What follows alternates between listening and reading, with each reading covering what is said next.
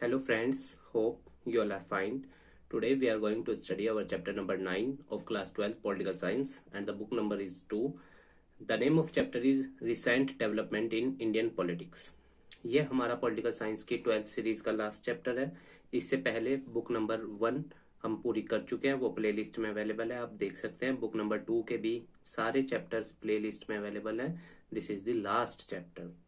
So let us start this. तो भारत की politics में क्या क्या चेंज आए 1980s के अंदर, जब इमरजेंसी लगी 1976 में, और इतने सारी जो सरकारी दल बदल या उथल पुथल जो हो रही थी राजनीति में, उसकी वजह से भारत की राजनीति में क्या क्या परिवर्तन हुए वो हम सब इस चैप्टर्स के अंदर पढ़ेंगे। So let us start.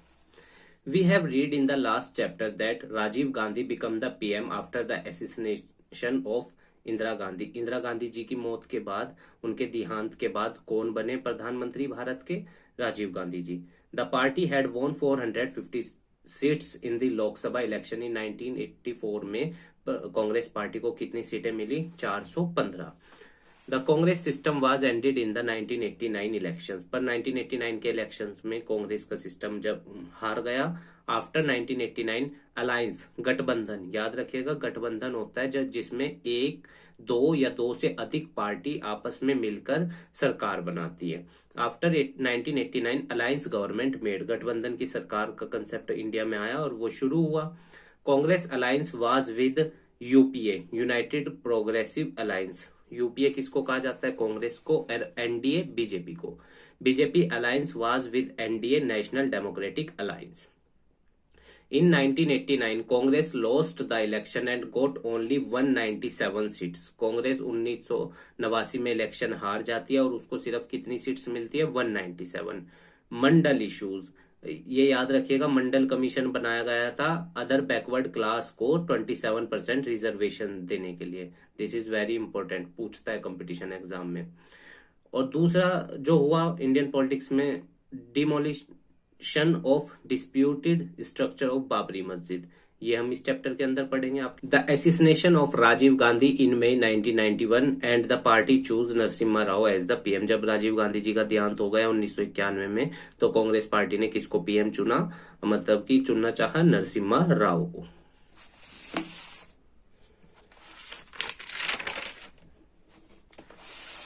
तो एरा ऑफ कोएलिशन, गठबंधन की सरकारों का समय।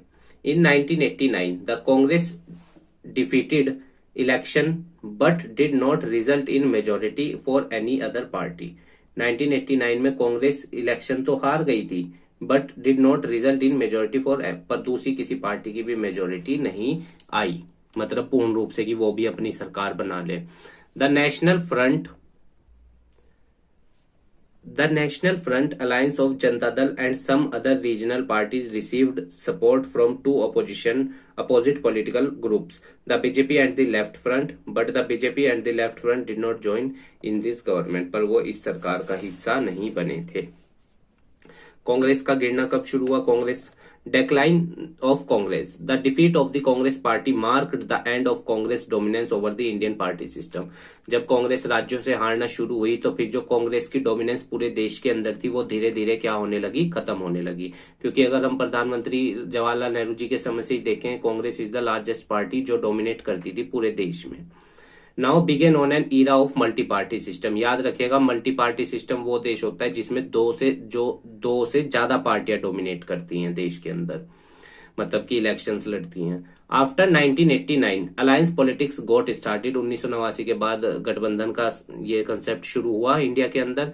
Regional parties played an important role. Regional party ने इसमें बहुत इंपॉर्टेंट रोल प्ले किया। क्यों? क्योंकि जिसकी तरफ भी कोई, जो भी रीजनल पार्टी जिस एरिया में उसकी डोमिनेंसी होती थी, जिस भी पार्टी, बड़ी पार्टी की तरफ वो चली जाती थी, वो ही पार्टी जीत जाती थी। Alliance politics. The United Front government was made as similar to the National Front of 1989, for it included Janata Dal, several regional parties. ठीक है।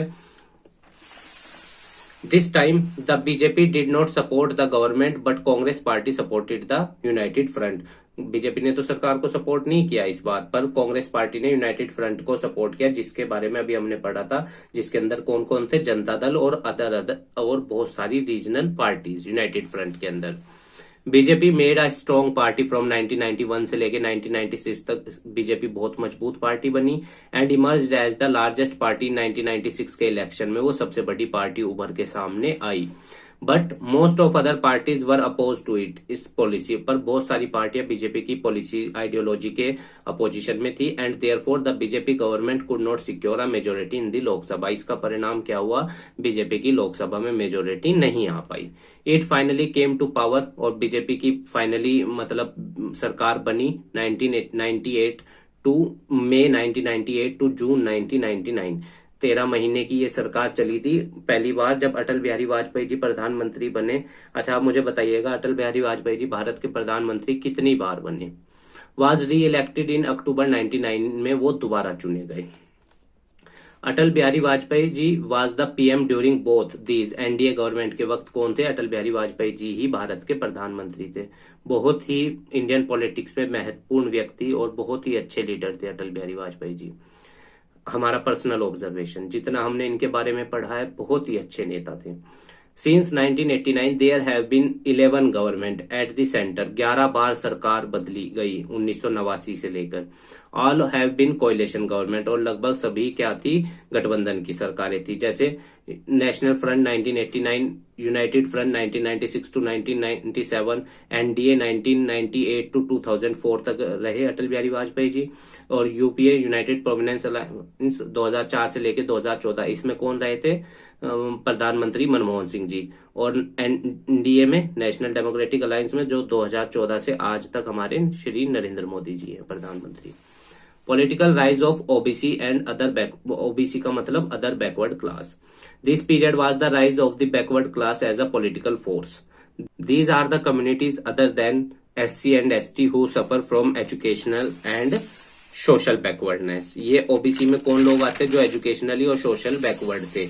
आप ये याद रखिएगा, कंपटीशन में पूछता है कि किन दो बेस पे ओबीसी में कैटेगरीज को डाला जाता है, educational and social backwardness.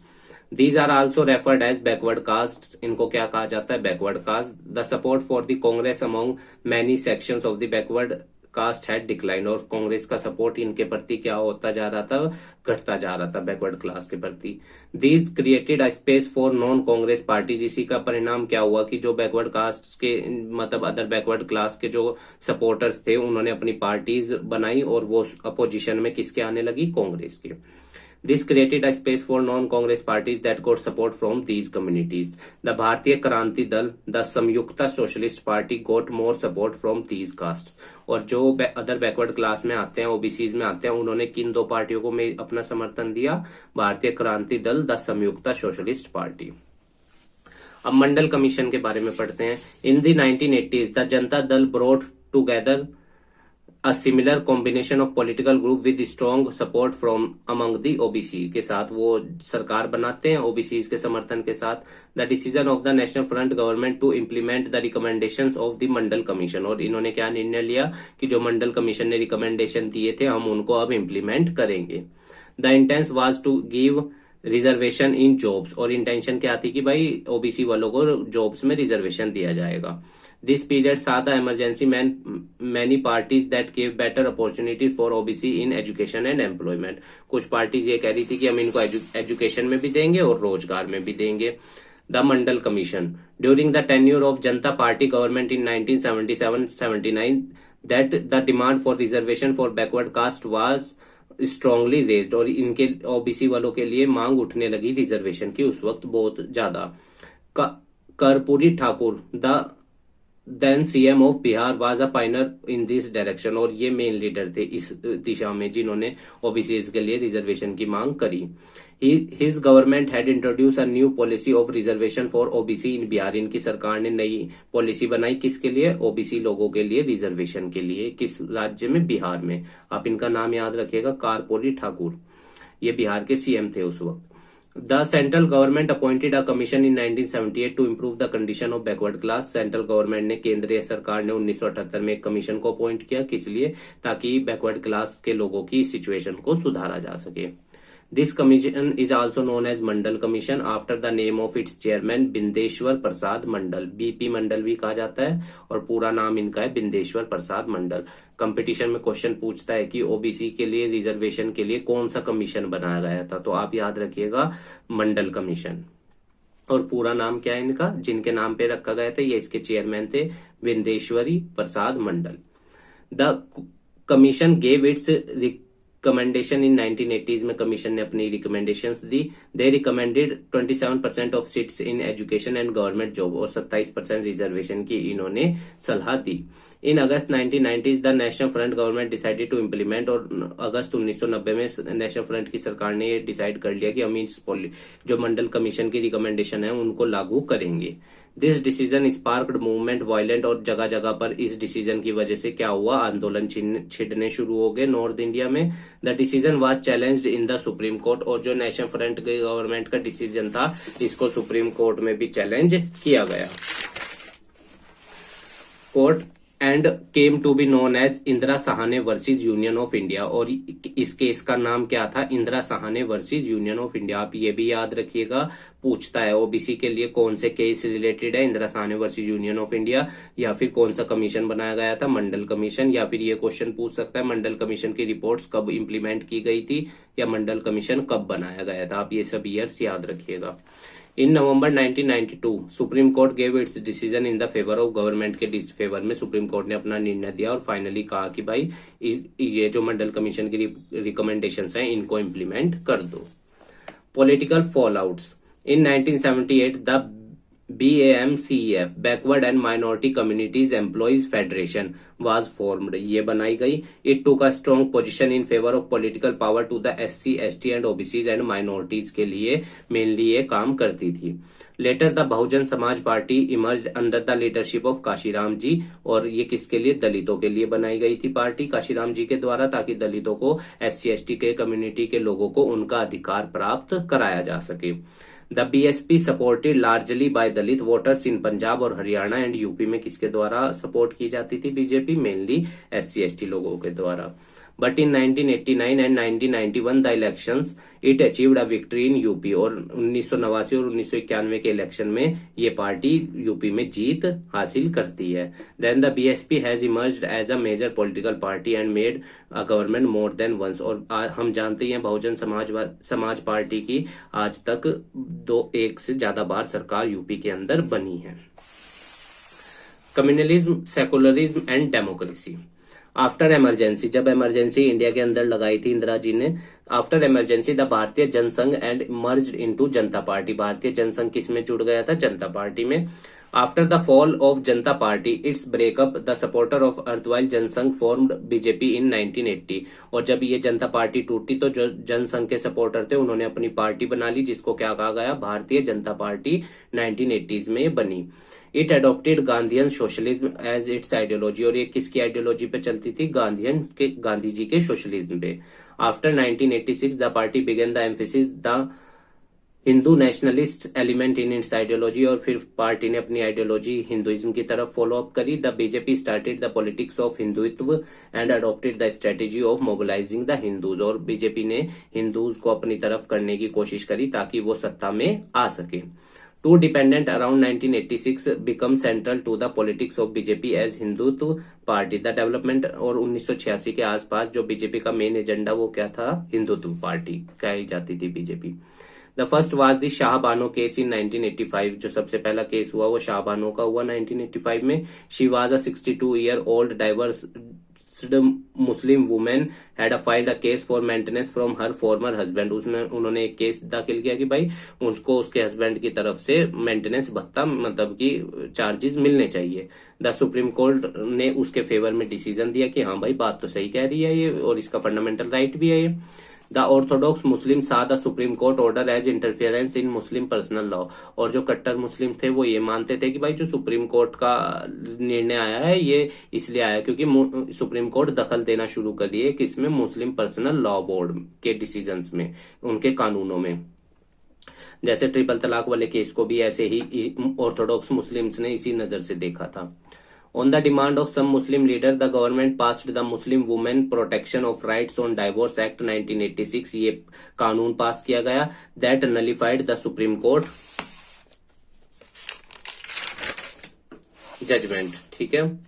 This action of the government opposed by many women's organization and many Muslim group. और जब वो ऑर्थोडॉक्स मुस्लिम ने विरोध किया था तो सुप्रीम कोर्ट ने ये वाला कानून पास करके अपने प्रीवियस डिसीजन को क्या कर दिया, नल एंड वॉइड, मतलब कि वो वैलिड नहीं है.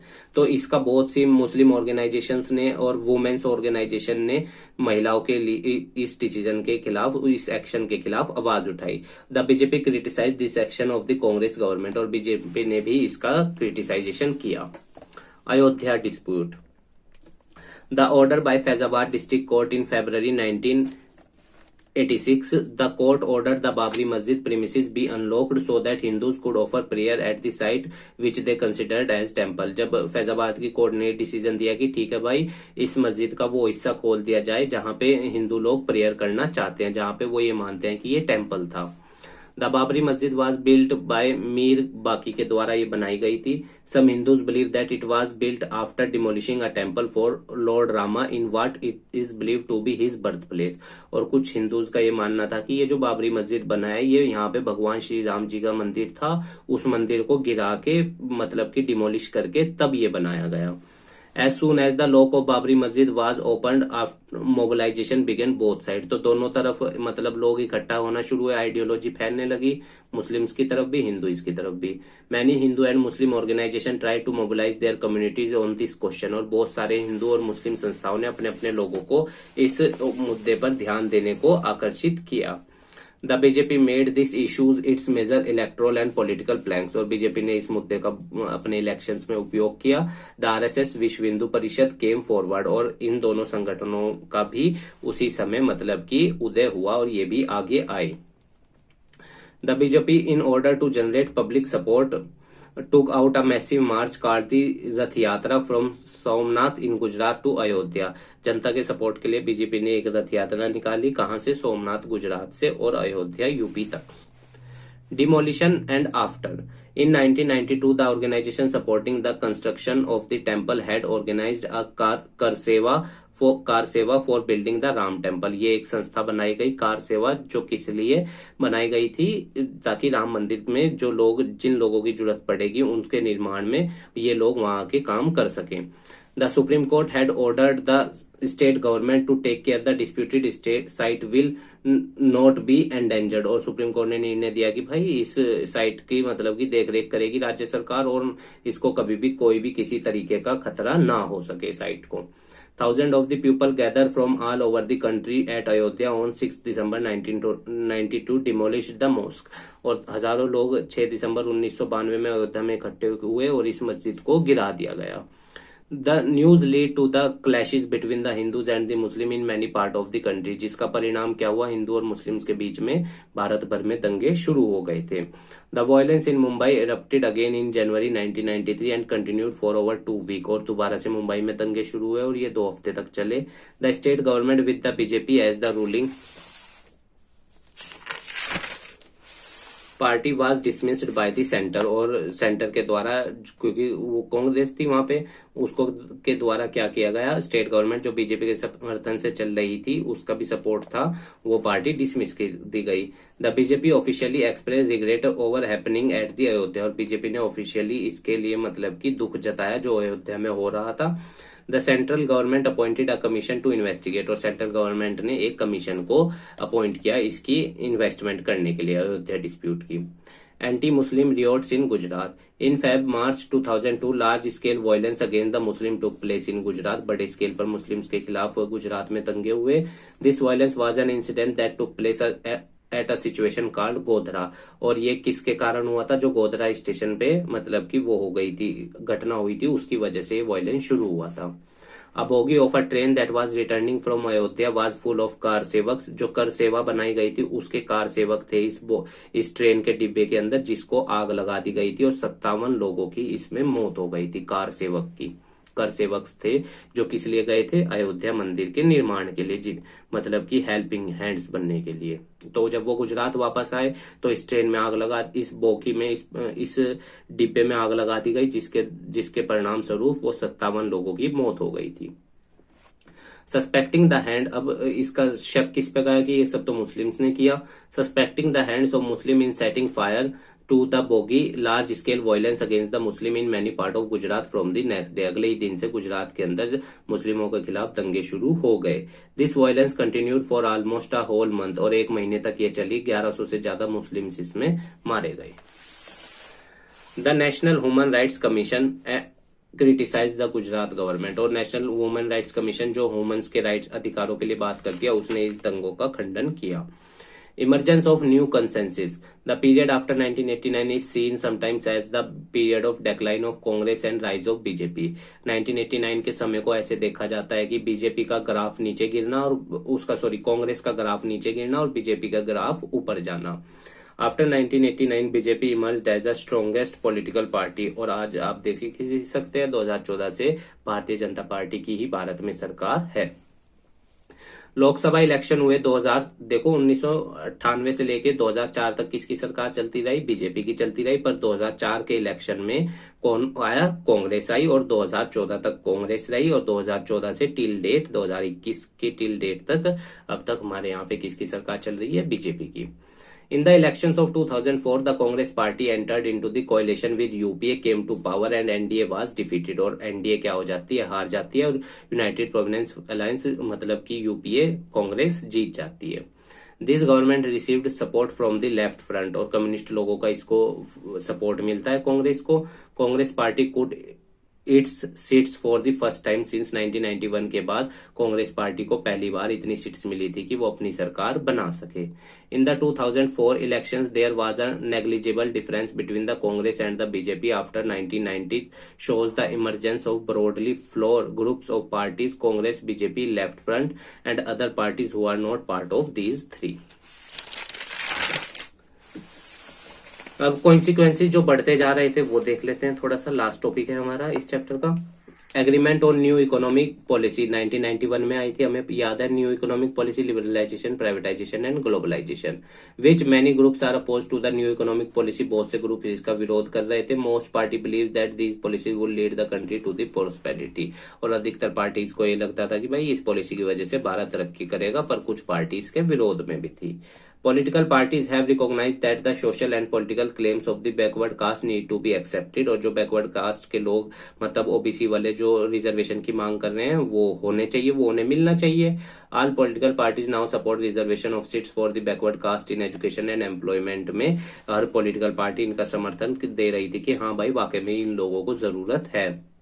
Acceptance of the role of state level parties in governance of the country. State level parties are sharing power at the national level and have played a central role in the country's politics. और state level की सरकार ने मतलब कि इसमें बहुत important role play किया।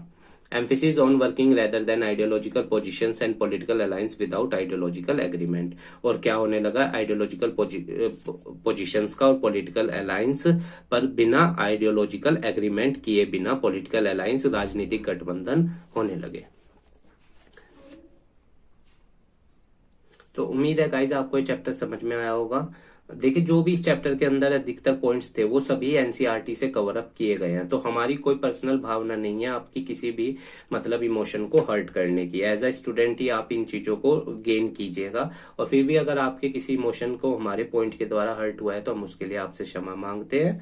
और देखिए क्योंकि जो चीजें हुई हैं पास्ट में वही हम as a student, political science के स्टूडेंट्स हैं, तो हमें पढ़ने में मिलती हैं। तो ठीक है स्टूडेंट, धन्यवाद, मन लगाकर पढ़ाई कीजिए। ये हमारा आज पॉलिटिकल साइंस पूरा हुआ। ठीक है स्टूडेंट्स, धन्यवाद।